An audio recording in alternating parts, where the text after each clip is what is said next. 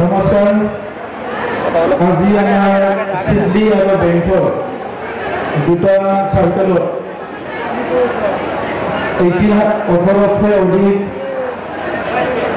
আমাৰ ক্লাইমেন্ট যি আছে, যিসকলে ক্লেইম কৰিছে তেখেতসকলক লেণ্ড সেটেলমেন্ট সাৰ্টিফিকেট দিবলৈ আয়োজন কৰা কাৰ্যসূচীত উপস্থিত আমাৰ সকলোৰে চৰকাৰ, ৰাজ্যসভাৰ সাংসদ ডিপাৰ্টমেণ্টৰ ৰঞ্জিত বসুমতাৰী ডাঙৰীয়া, আজি ইয়াত উপস্থিত আমাৰ উইলছন হাজদা ডাঙৰীয়া, আমাৰ বিজনীৰ বিধায়ক অজয়গাঁও বেংকৰ আমাৰ চাৰ্কেল অফিচাৰসকল আৰু উপস্থিত আজি বিশেষকৈ যিসকলে ভূমিৰ অধিকাৰ পাবলৈ গৈ আছে, মোৰ দাদা ভাই ভনী বাইদেউসকল, মই আপোনালোক সকলোলৈ শুভেচ্ছা জনাইছোঁ।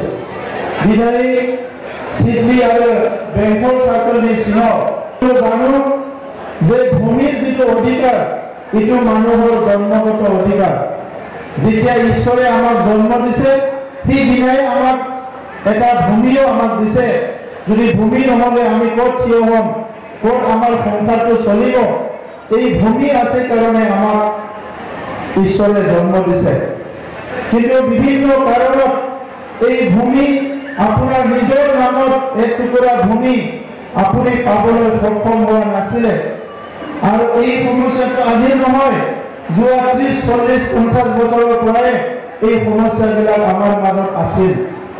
যে জন্য বৈভবীছিল সেয়াও জন্য যায় আৰু থুইয়াও জন্য হায়াও থুইয়ে। তাই আনন্দিত হৈছোঁ যে যোৱা বহুত বছৰ আমাৰ মাজত কাজিয়া হ'ল, বড়ো হ'ল, বিভিন্ন পৰিৱেশ সৃষ্টি হ'ল, বিভিন্ন এই সমস্যাবিলাক সমাধান কৰিব নোৱাৰাৰ কাৰণে। হয়, আগত যিসকলে চৰকাৰ চলাইছিলে তেখেতসকলে ৰাস্তা পদূলি ঠিকমতে বনোৱা নাছিল, মাটি বাৰীৰ সমস্যাটো গুৰুত্ব দিয়া নাছিলে। আমি যদি আজি দিব পাৰিছোঁ, BPF কিয় দিব নোৱাৰিলেহেঁতেন? মাত্ৰ 17 বছৰত মাত্ৰ 15,000 ভূমি সমস্যা সমাধান কৰিলে। আমি মাত্ৰ 2টা বছৰ কাম কৰিলোঁ। 1 বছৰ কৰোনা ভাইৰাছ হ'ল। এই 2টা বছৰ ভালকে কাম কৰা আজি ৰঞ্জিত বসুমতাৰী ডাঙৰীয়াৰ নেতৃত্বত আৰু আমাৰ যিখিনি ৰেভিনিউ ডিপাৰ্টমেণ্টৰ যিখিনি ষ্টাফ আছে, অফিচাৰ আছে, আমি 1,43,000 অফলাইন ভূমিৰ সমস্যা সমাধান কৰিলোঁ মাত্ৰ 2টা বছৰত। আৰু অনলাইনটো 9 মাহ হ'ল। 9 মাহত বিভিন্ন জনগোষ্ঠীৰ মানুহবিলাক লেণ্ড ভূমি পোৱা নাই বুলি এতিয়াও উল্টাকে যায় গাঁৱে গাঁৱে কয়। BPFৰ মানুহবিলাকো গাঁৱে গাঁৱে যায় কয় আমি আহিলে মাটি দিম, UPPL BJPয়ে মাটি নিদিব বুলি কয় গাঁৱে গাঁৱে যায়। কিন্তু 17 বছৰ ৰাইজে তেখেতসকলক দিছিলে, সেই সময়ত কামটো কৰিব নোৱাৰিলে। আজি মই আপোনালোকক কৈছোঁ, অফলাইন যিটো অফিচ আজি যেনেকৈ ইয়াতে সেটেলমেণ্ট পেপাৰ দিম, তেনেকুৱা অফিচিয়েলি দিয়াটো 1,43,000, ইহঁতৰ 15,000, আমাৰ 1,43,000। আৰু অনলাইনটো যিটো অনলাইন আছে, অনলাইনত এতিয়ালৈকে এপ্লাই কৰিছে 91,000, পাইছে 65,000। কোন জনগোষ্ঠীয়ে কিমান পাইছে মই আপোনালোকৰ আগত গাই দিছোঁ। আদিবাসীসকলে এপ্লাই কৰিছে 1,427 জনে। 1,427 জন আদিবাসী মানুহ এপ্লাই কৰিছে আৰু তেখেতসকলে এতিয়ালৈকে পাইছে 1,088 জনে। 1,088 জন অলৰেডি পাই গ'ল, মাত্ৰ 260 জন বাকী আছে। অসমীয়াৰ আমাৰ বিভিন্ন জনগোষ্ঠী, সূত্ৰধৰ, নাথযোগীৰ বিভিন্ন জনগোষ্ঠী আছে। 10,000 এপ্লাই কৰিছে, 10,000ৰ ভিতৰত প্ৰায় 8,000 পাই গ'ল, মাত্ৰ 1900 প্ৰচেছ চলি আছে। বেংগলীসকলৰ পৰা 7,200 এপ্লাই কৰিছে, ইতিমধ্যে 5,400 পাই গ'ল। বড়োসকলৰ পৰা 27,000 এপ্লাই কৰিছে, এতিয়ালৈকে 19,000 পাই গ'ল বড়োসকলৰ পৰা। গাৰোসকলৰ পৰা আমাৰ গাৰো আছে, 45টা পৰিয়ালে এপ্লাই কৰিছে, 31টা পৰিয়াল পাই গ'ল, 11টা এতিয়া প্ৰচেছ চলি আছে। গোৰ্খাসকলৰ পৰা 2,000 এপ্লাই কৰিছে আৰু 1,530টা পৰিয়াল অলৰেডি পাই গৈছে। কোচ ৰাজবংশীৰ পৰা 5,300 এপ্লাই কৰিছে, 3,700 অলৰেডি পাই গৈছে। মুছলিমসকলৰ পৰা 8,900 এপ্লাই কৰিছে আৰু 6,500 ইতিমধ্যে পাই গৈছে।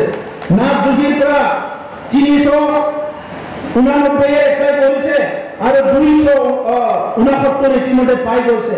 ৰাভাৰ পৰা 728 এপ্লাই কৰিছে আৰু 498 পাই গৈছে।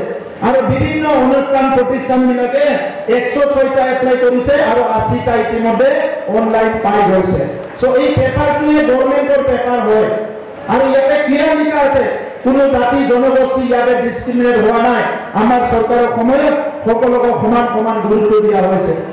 এটা সময়ত বিপিএফৰ সময়ত এইটো আছিলে যে যিটো মাটি কিনিলে যদি সেটেলমেন্ট ল'ব লাগে যিমান মাটিৰ দাম হয় সিমানে পইচা দিব লগা হৈছিল।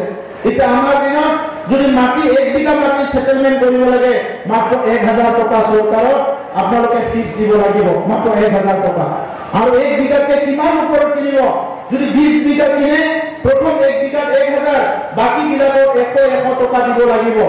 তাৰ মানে কিমান হ'ল আপোনাৰ 3000 টকা হ'ল যদি 20 বিঘা মাটি কিনে সেটেলমেন্টৰ কাৰণে। আগতে কি আছিল যদি আপুনি 20 বিঘা মাটি কিনিছে 1 লাখ কৰি পাৰ বিঘা কিনিছে সেটেলমেন্টৰ 1 লাখ তাৰ মানে 20 বিঘা মাটি কিনিলে 20 লাখ টকা কিনিলে সরকারের 20 লাখ ফিস দিব লগা হয়েছিল যেটি আজি অনলি 3000 আপনার সেটেলমেন্ট হয়ে যাব। আমি মেলা পাতিছো ভূমি মেলা এটু কেতিয়াও হোৱা নাই ভূমি মেলা আজিলৈকে ভূমি মেলা হোৱা নাই। এই ভূমি মেলা আমি পাতিছিলো আৰু 22000 পৰিয়ালৰ মাটিৰ সমস্যা সমাধান কৰিছিলো। সেইকাৰণে শ্ৰদ্ধা ৰাইজ ইউপিপিএল বিজেপি চৰকাৰৰ একমাত্ৰ উদ্দেশ্যটো সেই সময়ত আমি ভাবিছিলো যে ইয়াত শান্তি প্ৰতিষ্ঠা কৰিব লাগে। কাৰণ এই সময়ত মানুহৰ মুখত একো কথা নাছিল, খালি নিৰাপত্তা নিৰাপত্তা নিৰাপত্তা শান্তি। আজি শান্তি আহি গ'ল, নিৰাপত্তা সবে পালে। ইয়াৰ লগত প্ৰায় 2 লাখতকৈ বেছি পৰিয়ালৰ মাটিৰ সমস্যা সমাধান হ'ল। 2,62,000 ঘৰ নিৰ্মাণ কৰা হ'ল।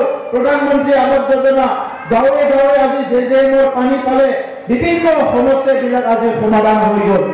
সেইকাৰণে আজিৰ সময়ত যিটো পৰিৱৰ্তনৰ কথা 2020 চনত কৈছিল এই পৰিৱৰ্তন আজি আপোনাৰ ঘৰৰ ওচৰত আহি পাইছে। এই পৰিৱৰ্তন আজি আপোনাৰ হাতত আহিছে। এই যে আপুনি মাটিৰ কাগজ পাব এইটোৱে পৰিৱৰ্তন যিটো বিপিএফে কৰিব পৰা নাছিল। ইয়াতকৈ আৰু ডাঙৰ পৰিৱৰ্তন কি